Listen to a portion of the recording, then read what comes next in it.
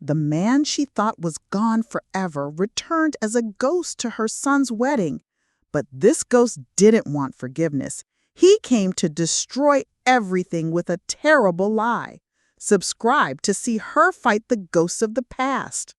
My name is Grace, and I used to believe that some doors, once closed, stay closed forever. I believed that the past, especially a past as painful as mine, could be sealed away, its ghosts laid to rest. On my son David's wedding day, as I sat in the front pew of that sun-drenched chapel, watching him stand at the altar, so handsome and full of promise, I truly believed I had finally outrun all the old sorrows. I was wrong. The past wasn't just about to knock on the door, it was about to kick it off its hinges and burn the whole house down. You see a proud mother, don't you? A woman in her early 60s, dressed in her Sunday best, dabbing at a happy tear as her only child prepares to marry the love of his life. And you'd be right, that was me in that perfect sunlit moment. But what you don't see is the secret I've carried for 40 years. A secret about the man who stood beside me when I gave birth to David, the man who was supposed to be his father, the man who walked out one Tuesday morning for a pack of cigarettes and never came back. His name was Jonathan Palmer, and I thought his story, our story, was over. Oh, honey, if you only knew what kind of terrible secret he was about to reveal when he crashed this perfect day, you'd understand that my son's wedding wasn't the beginning of his new life. It was the end of the life we all thought we knew. The chapel was beautiful, filled with the scent of lilies and roses. David's bride, a sweet girl named Maya, was gliding down the aisle on her father's arm, looking like an absolute angel. My son, David, couldn't take his eyes off her, and the look on his face, it was pure, unadulterated joy. A joy I had worked my entire life to protect.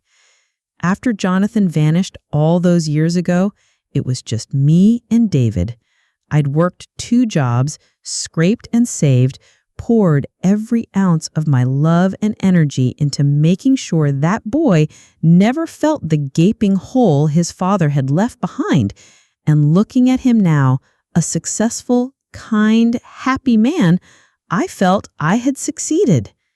The ceremony was flawless.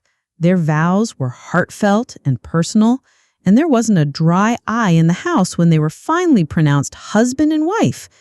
The reception was held in a beautiful old botanical garden under a large white tent strung with fairy lights. Laughter and music filled the air. It was perfect. Too perfect. The disruption came during the toasts.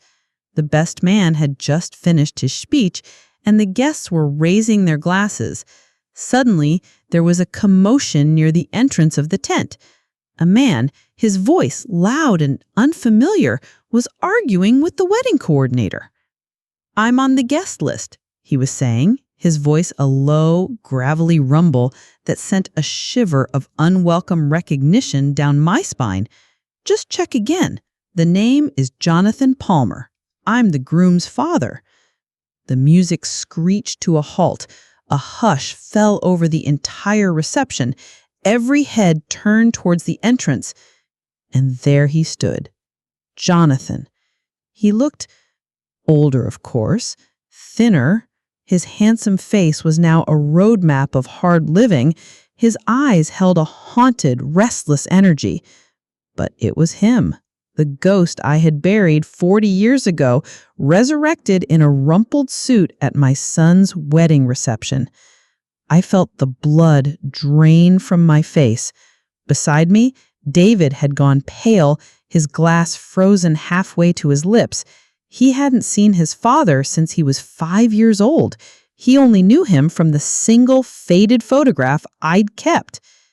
"Dad?" David whispered, the word a disbelieving breath.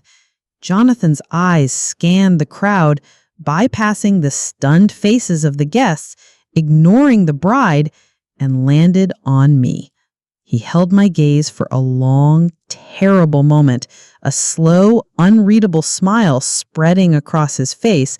Then he raised his voice so everyone could hear. "Hello, Gracie. You look surprised to see me, but I couldn't miss our boy's wedding, now could I? Especially since I have a little wedding gift for him myself, a bit of truth he should have known a long time ago."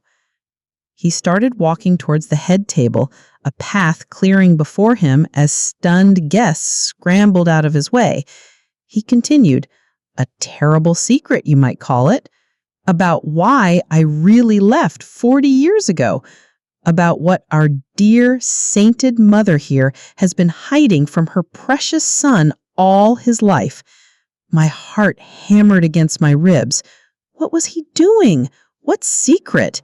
The only secret was that he was a selfish coward who had abandoned his family. He stopped right in front of David, who was just staring, utterly speechless. Jonathan looked from David's face to mine, that cruel smile still playing on his lips. "You see, son," he said, his voice dropping, but still loud enough for the nearby tables to hear every venomous word. "The reason I left, the reason I couldn't stay, is because I found out a little secret myself on the day I disappeared. The truth is, David, you're not my son." Jonathan has returned after 40 years to deliver a devastating blow at his son's wedding. But is what he said the truth, or just part of his cruel game? And how will this terrifying secret change Grace's and David's lives forever? The world didn't just stop, it shattered. The sound of Jonathan's voice uttering those 5 monstrous words, "You're not my son," was a rock thrown through the stained glass window of my life. For a heartbeat, there was absolute silence, a collective intake of breath from 200 wedding guests. In that silence, I saw my son David's face, the joy, the love, the hope that had illuminated it just moments before, all extinguished, replaced by a look of such profound shock and devastation that it ripped a silent scream from my soul. His hand, which had been resting on his new wife Maya's arm, fell away as if burned. Then chaos erupted. A roar of whispers, gasps, and frantic murmurs filled the tent. Maya's parents were on their feet, their faces masks of horror and outrage. Maya herself looked between David and Jonathan, her own happy day turned to ash, tears welling in her wide, frightened eyes. But my gaze was locked on Jonathan. That cruel, self-satisfied smirk was still playing on his lips. He was enjoying this, savoring it. This wasn't just a revelation. It was an act of supreme, calculated cruelty, a performance he had clearly been rehearsing for a long, long time. A lifetime of quiet dignity, of holding my head high through hardship deserted me. A rage so pure and white-hot it was almost cleansing surged through my veins. "Liar," I said, my voice low and trembling at first, then rising with every ounce of maternal fury I possessed. I got to my feet, the whole tent seeming to tilt around me. "You are a liar, Jonathan Palmer." I started towards him, pushing past stunned guests, my only thought to get to my son, to shield him from this poison. "You walk out on us for 40 years without a word, a letter, a single damn cent, and you choose this moment, his wedding day, to crawl back from whatever gutter you've been festering in to spew your venom? How dare you?" He just chuckled, a dry, rattling sound. "The truth hurts, doesn't it, Gracie?" "Ask her," he said, gesturing vaguely at me with his head. "Ask her about the year before you got pregnant. Ask her about that summer she spent visiting her cousin in New Orleans. Ask her why there are no baby pictures of you, son, for the first 6 months of your life." His words were like precision-guided missiles, designed for maximum damage, and they hit their mark. I saw the flicker of a new terrible doubt in David's eyes as he looked at me. That was Jonathan's true poison. Not just the lie itself, but the insidious way he planted seeds of doubt, making the innocent look guilty, turning a family against itself. Before I could answer, before I could scream that he was twisting the truth into a monstrous caricature, Maya's father, a big, imposing man, finally reached Jonathan, flanked by two of his brothers. There was a brief, ugly scuffle. Shouts. A table of champagne glasses went crashing to the floor. The beautiful, perfect wedding reception had descended into a tawdry, chaotic brawl. Wedding guests were scrambling to leave, their faces a mixture of shock and the kind of grim, fascinated horror. The dream was well and truly dead. Security, hired for the venue, finally managed to escort a still smirking Jonathan out of the tent. He went willingly enough. His work done, he had detonated his bomb and now seemed content to watch the fallout. I rushed to David's side. He was just standing there, swaying slightly, his face ashen, his eyes vacant, looking at me with a question he couldn't bring himself to ask. Maya was weeping, her own perfect day ruined, her hand fluttering near his arm, unsure how to comfort him. "David," I said, my voice pleading, "honey, look at me. He's lying. It's all lies, just a cruel, twisted game to hurt us." But he didn't seem to hear me. He was lost, adrift in the wreckage of his own identity. 40 years, Mama? Why now? Why would he come back now just to lie? That was the question, wasn't it? The one that echoed in the sudden, dreadful silence of the ruined reception tent. This wasn't the act of a madman. It was too precise, too calculated. This had a purpose. Jonathan hadn't just come back to cause pain. He'd come back for something. And a cold, terrifying certainty began to settle in my heart. Whatever it was, this was only the beginning. The days that followed were a waking nightmare. David and Maya canceled their honeymoon, of course. They stayed with me, in my house, the three of us moving like ghosts through rooms that now felt haunted. David was broken. He was quiet, withdrawn, the easy laughter and warmth that defined him completely gone. He'd spent hours just staring into space or looking at that one faded photograph of him as a toddler with Jonathan and me, as if trying to find answers in the smiling faces of strangers. He wouldn't talk about it, not really, but I could feel his doubt, his suspicion like a wall of ice between us. The more I tried to reassure him, to tell him that Jonathan was a liar, the more he seemed to retreat. Jonathan's poison was working. He hadn't just ruined a wedding. He had severed the sacred trust between a mother and her son, a trust I had spent my entire life building. And that's when my grief and my pain began to transform. Just as they had all those years ago when Jonathan first left, they cooled, hardened, and sharpened into a singular, unwavering resolve.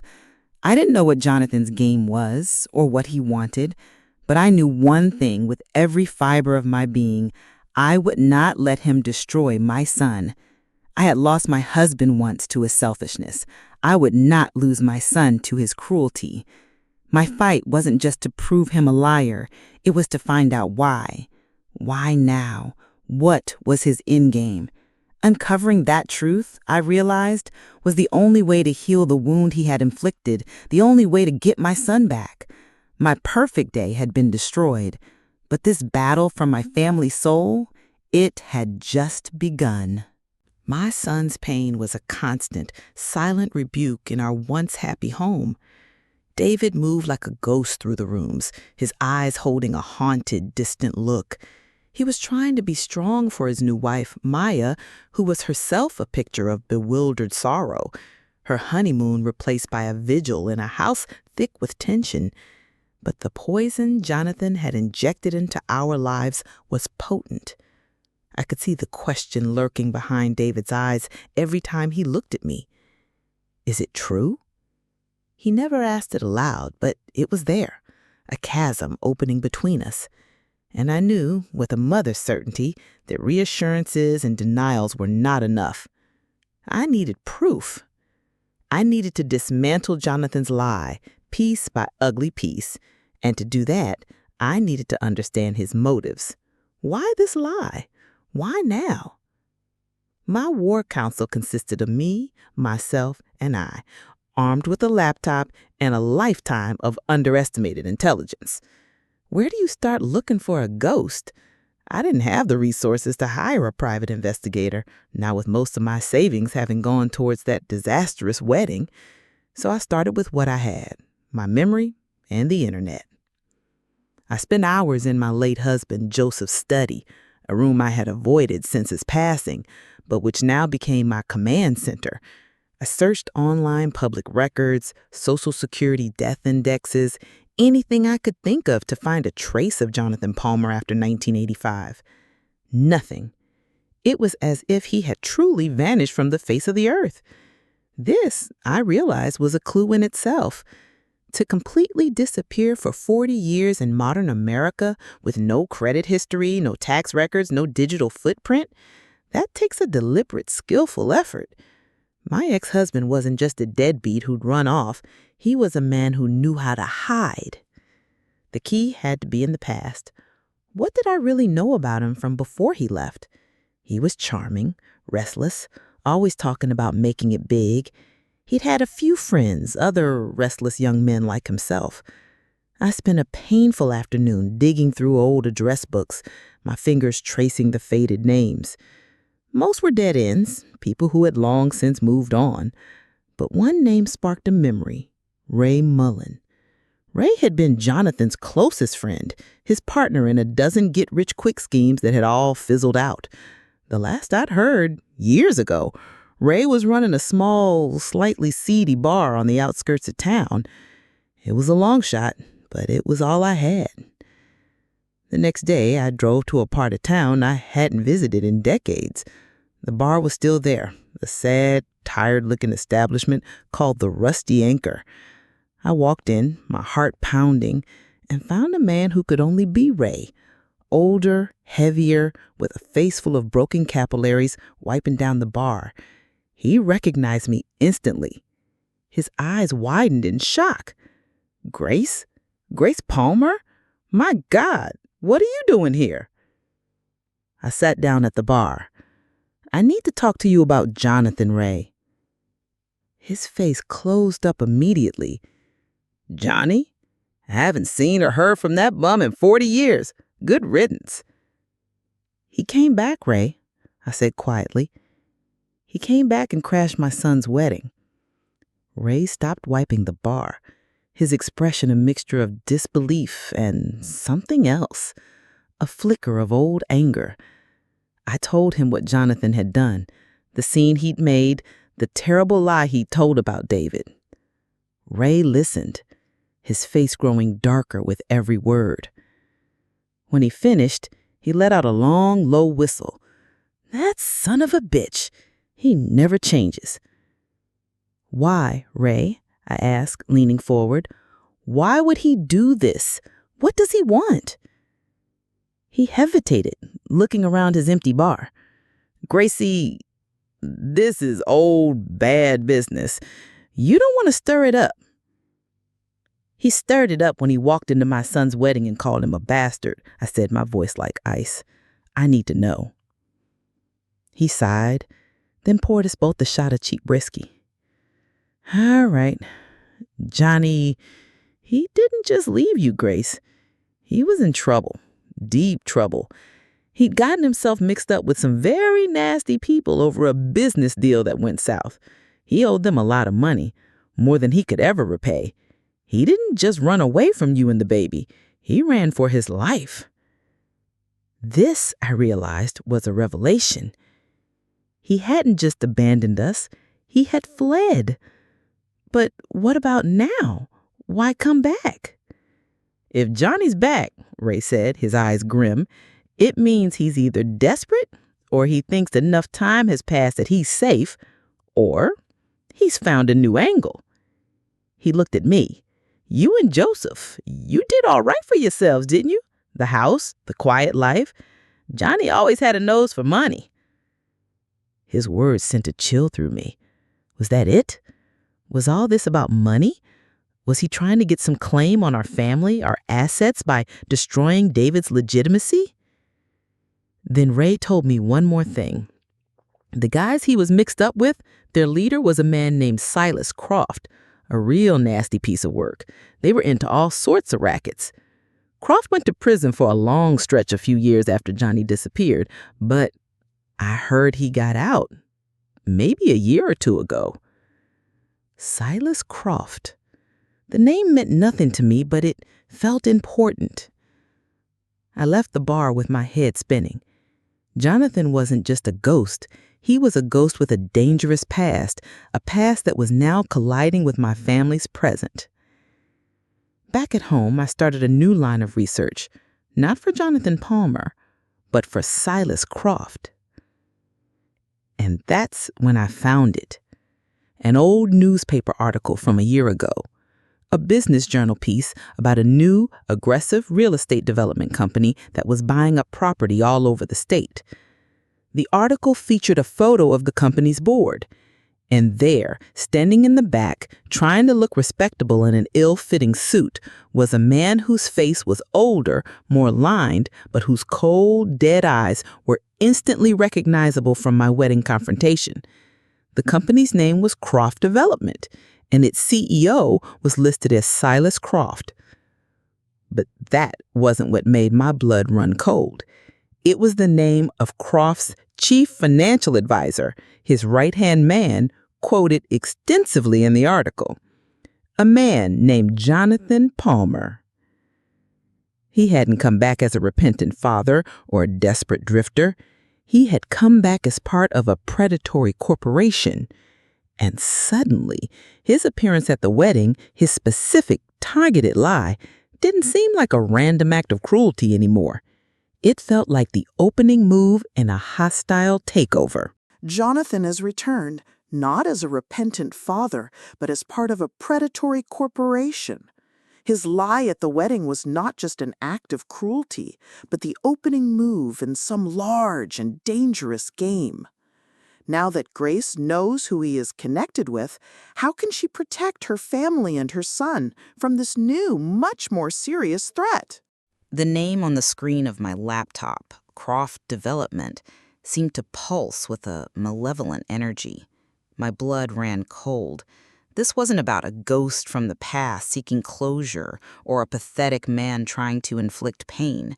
This was about business. My home, my son's identity. Our entire lives were just potential collateral damage in some corporate land grab. Jonathan hadn't just returned, he had been deployed. He was a weapon aimed directly at us. The days following that revelation were a blur of frantic energy and cold, hard fear. The initial shock gave way to a chilling clarity. Jonathan's lie at the wedding, "You're not my son," wasn't just random cruelty. It was a calculated legal maneuver. If David wasn't his legal heir, his claim to any inheritance, specifically my house, which he would one day inherit, could be contested.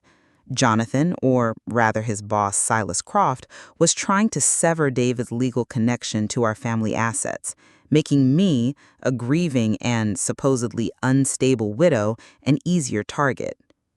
I explained it all to David and Maya, my voice grim as I showed them the article on my laptop. Maya, sweet girl, was horrified. David? I saw a flicker of something new in his eyes, something beyond the pain and confusion.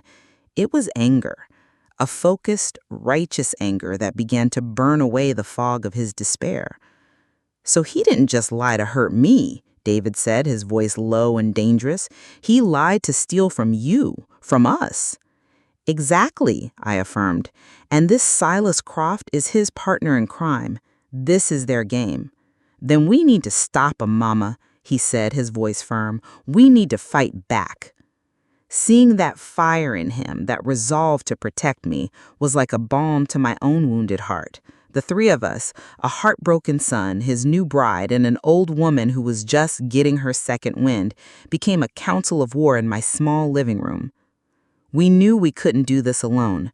My first call was to a local legal aid society who, upon hearing the words real estate fraud and corporate malfeasance, immediately referred me to a lawyer who specialized in exactly these kinds of David and Goliath battles. Her name was Isabella Rossi. Ms. Rossi was nothing I expected.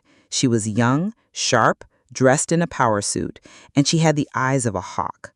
She listened to my entire story in her downtown office, from Jonathan's disappearance 40 years ago to his reappearance at the wedding and my discovery of his connection to Croft Development. She looked at the old newspaper article, at the names. Her expression grew more and more serious. "Mrs. Palmer," she said when I finished, her voice crisp, "Croft Development has a reputation, a nasty one. They specialize in acquiring property in up-and-coming neighborhoods, often through aggressive tactics. They identify vulnerable owners, create legal pressure, and then swoop in to buy the property for pennies on the dollar when the owner is too exhausted or broke to fight back. So Jonathan is their tool?" I asked. "She's their crowbar," she said bluntly, "used to pry open situations that would otherwise be legally sound. His claim about your son's paternity is a classic destabilization tactic. It creates emotional chaos and introduces a legal vulnerability where none existed. It's brilliant, in a sociopathic kind of way." "Can we fight them?" David asked. Ms. Rossi gave us a thin, confident smile. "They're bullies, Mr. Palmer, and I make my living breaking bullies. But it won't be easy, and it might get ugly. The first thing we need to do is prove Jonathan is lying about your paternity, irrefutably." The subject was painful but necessary. "How?" I asked. "The best way, the quickest and most legally sound way, is a DNA test. A court-admissible paternity test between you and your son, and, ideally, if we can find him, between your son and Jonathan. It would be an absolute slam dunk." I looked at David. His face was pale. To have to prove, scientifically, that his entire life wasn't a lie? It was a terrible thing to ask of him. But he just nodded. "Whatever it takes," he said, his voice firm. "Let's do it." While Ms. Rossi began the legal proceedings, filing motions to get a court order for a DNA test from Jonathan, who would now be much harder to track down again, my own investigation continued. I started digging into Croft Development, into Silas Croft himself. I spent hours at the library poring over old business records, property deeds, newspaper archives. I became a detective, fueled by coffee and a mother's righteous fury. I discovered a pattern. Small businesses that mysteriously went bankrupt right before Croft Development made an offer. Elderly homeowners who suddenly faced a mountain of code violations or legal challenges, forcing them to sell. It was a trail of corporate predation, all technically legal on the surface, but rotten to the core. The biggest challenge was disproving Jonathan's other lie, the one that had planted the seed of doubt in David's mind, my summer in New Orleans 40 years ago. It was a half-truth, twisted into something ugly. I had gone to New Orleans that summer, but not to visit a cousin. I had gone there to stay with my sister while I recovered from a miscarriage, a secret grief that George and I had decided to bear alone, to not burden our young son with it. It was a painful, private memory, one I had never intended to share. But now Jonathan was using it as a weapon, and to save my son, I knew I would have to reveal it. I sat down with David and Maya one evening, my heart heavy. I told them the full story of that summer, of the baby I had lost, of the quiet grief George and I had shared. I showed them the few letters my sister had kept from that time. David listened, his face a mask of sorrow. When I finished, he came to me, his arms wrapping around me in a gentle hug. "Oh, Mama," he whispered, "I'm so sorry you had to carry that alone, and I'm so sorry I ever, for even a second, doubted you." The wall of ice that Jonathan's lie had built between us finally, completely melted away. In that moment, sharing that old pain, our family became whole again, stronger, united against the enemy at our gates. We were ready for the fight. With the truth finally out between me and David, a new strength settled in our home. The oppressive cloud of his doubt had lifted, replaced by a shared, focused anger. We were a team again. David, with his sharp analytical mind, became an invaluable partner in my research, spending hours online, cross-referencing property deeds, corporate filings, and news articles related to Croft development. Maya, his sweet wife, became our rock, ensuring we ate, slept, and didn't let the stress consume us entirely. My little house transformed from a place of grief into a bona fide war room. Miss Rossi, our bulldog lawyer, moved with breathtaking speed. She filed a powerful lawsuit against Jonathan and Croft Development, alleging conspiracy, intentional infliction of emotional distress, and attempted fraudulent acquisition of property. The centerpiece of our initial legal assault was a motion to compel Jonathan Palmer to submit to a court-ordered DNA test to verify his paternity claim, the very lie he had used to start this war. As expected, their response was swift and brutal. A team of high-priced corporate lawyers descended, burying us in a blizzard of counter-motions and legal paperwork. They tried to have the case dismissed, claiming I was a frivolous and delusional litigant, a grieving widow suffering from cognitive decline. They painted Jonathan as a long-lost father who had returned only to be met with hostility and baseless accusations. They were trying to use the very same tactic Caroline had used against Agnes in that other story I once imagined, to paint the victim as crazy. The irony was not lost on me. But they underestimated Miss Rossi, and they underestimated me. The pressure tactics started soon after. Jonathan himself called me, his voice a low, menacing purr. "Gracie, you're making a terrible mistake. You're playing with fire. Silas Croft is not a man you want as an enemy. Drop this foolish lawsuit. For your own good, for David's good." The threat, though veiled, was unmistakable. The old Grace would have been terrified. The new Grace, the one who had seen her son's world destroyed by this very man, felt nothing but cold resolve. "The time for you to worry about David's good was 40 years ago, Jonathan. You have no idea what I'm capable of now. I'll see you in court." And I hung up. While the lawyers battled, David and I made our own breakthrough. We were digging into Silas Croft's past, and David, using his research skills, found a series of articles about a real estate scandal in Florida from 15 years prior. A different company name, but a similar pattern of acquiring properties from vulnerable owners through intimidation and legal loopholes.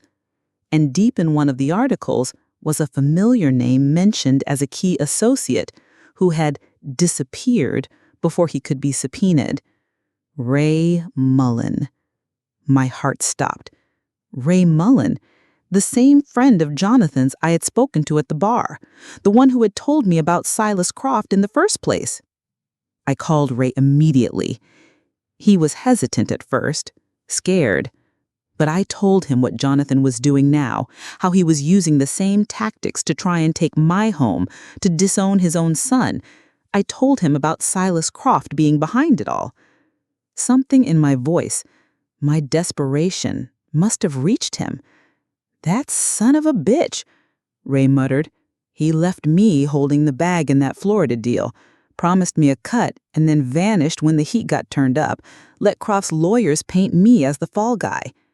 Ray, it turned out, had his own reasons to hate Silas Croft and Jonathan Palmer.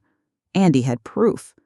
Old documents, letters, records of their schemes that he had kept for years as insurance. He had been too scared to use them before. But now he was angry enough to talk. He agreed to provide a sworn affidavit to Miss Rossi, detailing Jonathan's long-standing role as Silas Croft's fixer and their pattern of fraudulent real estate acquisition. It was the smoking gun we needed, connecting Jonathan's personal attack on us to a much larger criminal enterprise. Armed with Ray Mullen's testimony, Miss Rossi went back to the judge. The legal landscape shifted dramatically. This was no longer just a messy family dispute. It was potentially a case of criminal conspiracy. The judge, a no-nonsense woman who clearly had no patience for corporate bullies, denied their motion to dismiss my case, and, in a move that made my heart sing, she granted our motion. Jonathan Palmer was officially ordered by the court to provide a DNA sample for a paternity test. He was cornered. If he submitted to the test, his lie would be exposed, and the entire legal foundation for his attack on David's inheritance would crumble. If he refused, he would be in contempt of court, which would be an admission of guilt in itself. We had him. My beautiful, terrible idea, born of desperation and a mother's love, had led us here. We had turned their own ugly game back on them. The war wasn't over yet, but the tide had turned. We had weathered their storm of legal threats and intimidation, and now we were ready to bring down a storm of our own. Jonathan had come back to reveal a terrible secret to ruin us, but he had no idea that in doing so, he had unearthed his own secrets that were about to destroy him and his powerful boss completely. The court has ordered Jonathan to take a DNA test, and his lie is about to be exposed. Cornered, what will he do to avoid the consequences? And how will his powerful boss, Silas Croft, react when he realizes their predatory empire is threatened by one determined elderly woman? The judge's ruling felt like the first clean breath of air after months of being trapped in a smoke-filled room. Jonathan had been ordered to submit his DNA. His lie, the cornerstone of his attack, was set to be demolished by science. For a day, maybe two, we allowed ourselves to feel a fragile sense of victory. David even smiled, a genuine, hopeful smile that reached his eyes. Maya baked a celebration cake. It felt like the beginning of the end of our nightmare. We were so naive. We had won a battle, yes, but we had only just angered the dragon. The first sign that Silas Croft was now taking a personal interest came not as a roar, but as a whisper, a very expensive whisper. Miss Rossi called me a few days after the ruling, her voice tight. "Grace," she said, dispensing with pleasantries, "I just had a very interesting lunch with a lawyer from one of the biggest, most powerful firms in the state. He wasn't representing Jonathan. He was representing Mr. Silas Croft." My blood ran cold. What did he want? "He wanted to make this all go away," she said, a note of grim satisfaction in her voice. "He made an offer, a very generous one. Croft Development will withdraw all interest in your neighborhood, Jonathan will disappear from your lives forever, and a 7-figure sum will be deposited into an account of your choosing. All you have to do is drop your lawsuit and sign a non-disclosure agreement so airtight you couldn't even tell your pastor what happened."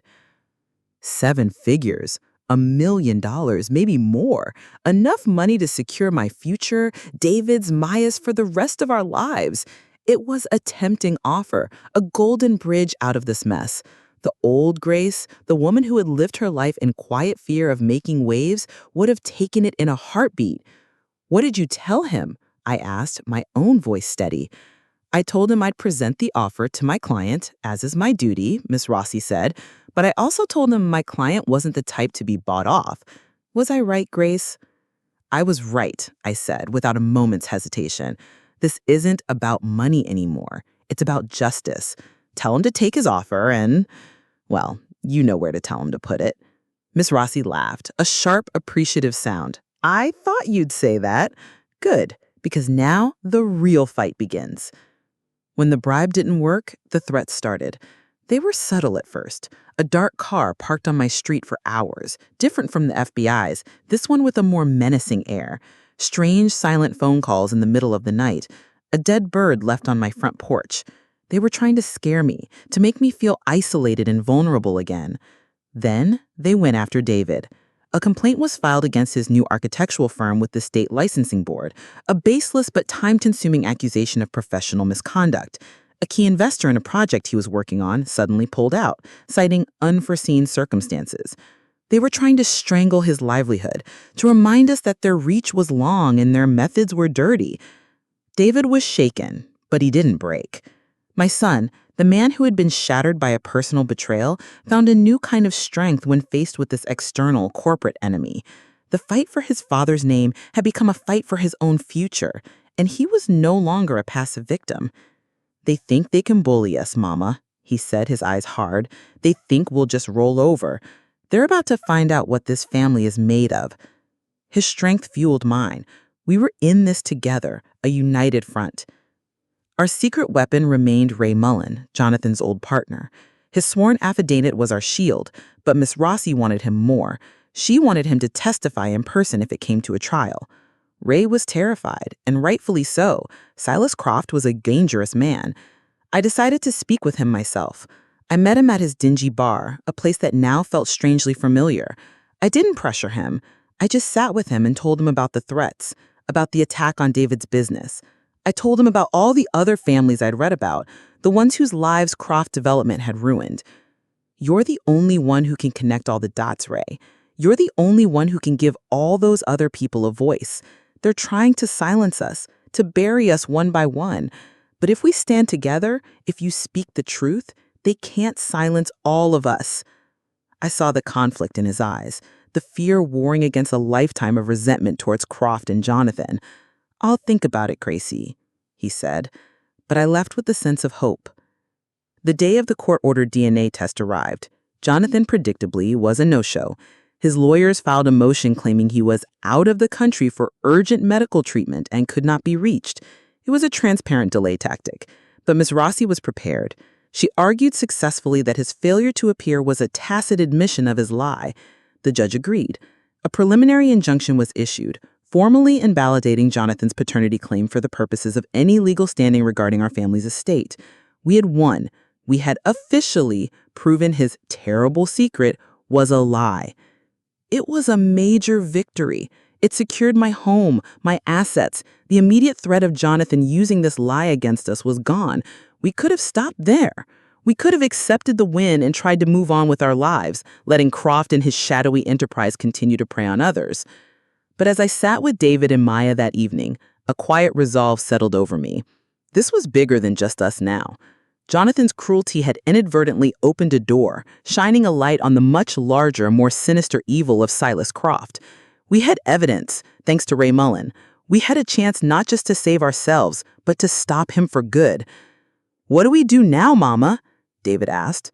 I looked at my son, no longer the broken man from the wedding, but a fighter, his eyes clear and strong. "Now," I said, my voice steady and sure, "now we take the fight to them."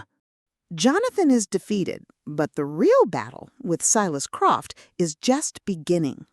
Grace and her family have decided not to stop at what they've achieved and to go all the way.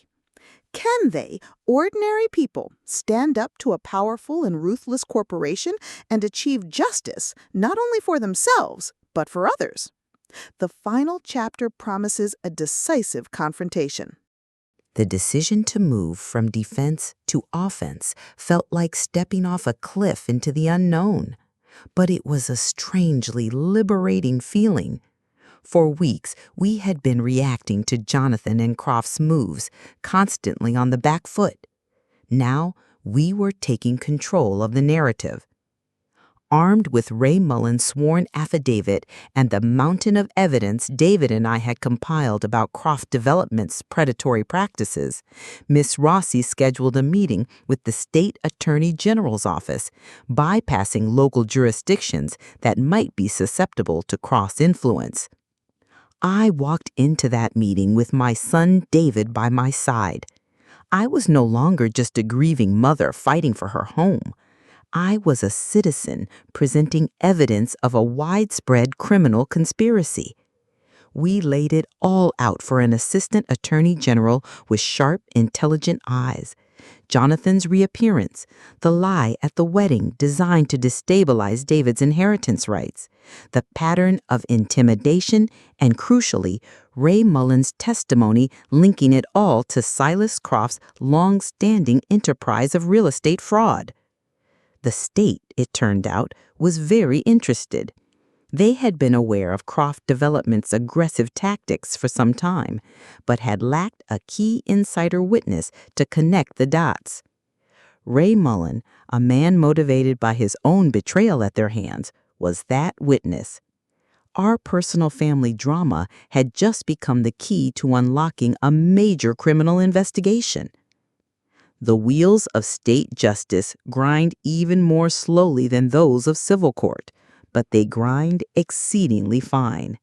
An investigation was launched, subpoenas were issued, bank records were seized. The rock that we had thrown into the murky pond of their operations created ripples that grew into a tidal wave. We watched from a distance as Croft's empire began to crumble. The local news, which had once featured Silas Croft at glittering charity events, now ran speculative pieces about the investigation into his company's questionable business practices. His powerful friends began to distance themselves. His house of cards, built on the grief and vulnerability of others, was collapsing under the weight of its own corruption. Jonathan tried to disappear again, of course. That was always his way. But this time, there was nowhere to run. With a federal court order related to the DNA test still hanging over his head and a state investigation closing in, he was a man without a country, without a hiding place. He was eventually arrested by state investigators while trying to board a plane to the Cayman Islands with a suitcase full of cash. A pathetic, ignominious end for a man who had tried to play the role of a powerful, mysterious figure. The final act came 6 months later. Silas Croft, facing overwhelming evidence, took a plea deal to avoid a longer sentence, agreeing to testify against his associates. Jonathan Palmer, my ex-husband, the ghost who had haunted my family for 40 years, was sentenced to 10 years in prison for conspiracy to commit fraud and multiple counts of financial malpractice. Not for treason, not for the grand drama the FBI had initially envisioned, for the sordid, greedy crimes he had actually committed. It was a fittingly mundane end to his theatrical villainy. The day he was sentenced, I didn't feel triumph. I didn't feel hatred. I felt a quiet, profound sense of closure. A long, painful chapter of my life, a chapter I thought had ended 40 years ago, was now finally, truly over. David and Maya were with me when we heard the news. We didn't celebrate. We just sat together in my living room. The same room where it had all begun with the arrival of those 2 FBI agents. "It's over, Mama. It's finally over," David said, taking my hand. His own life was blossoming. With his name and reputation cleared, his architectural firm was thriving. He and Maya were stronger than ever. Their bond forged in the crucible of this crisis. They were talking about starting a family of their own soon, about filling my old house with the sounds of a new generation. The terrible secret Jonathan had come to reveal at the wedding, it had indeed changed everything, just as the title of this story suggested. It had been intended to destroy us, to shatter our family, to take everything from us. And for a time, it felt like it had. But in the end, it did something else entirely. It forced David and me to confront the past. It forged a new, unbreakable strength in my son. It united the 3 of us, me, David, and Maya, into a true family bound not just by love, but by a shared fight for justice. It revealed my own capacity for a righteous anger and a strategic mind I never knew I possessed. It turned my quiet life upside down, yes, but it also woke me up from a long, quiet slumber. I am Grace Palmer. I am a mother, a grandmother-to-be, a survivor. I am the woman who faced down a ghost from her past and a corporate dragon and won. My life is quiet again now, but it's a different kind of quiet. It's not the quiet of resignation, it's the quiet of peace. A peace that was hard-won, a peace that I will cherish for all my remaining days. Jonathan's secret was meant to be an ending, but for us, it turned out to be a new and much stronger beginning.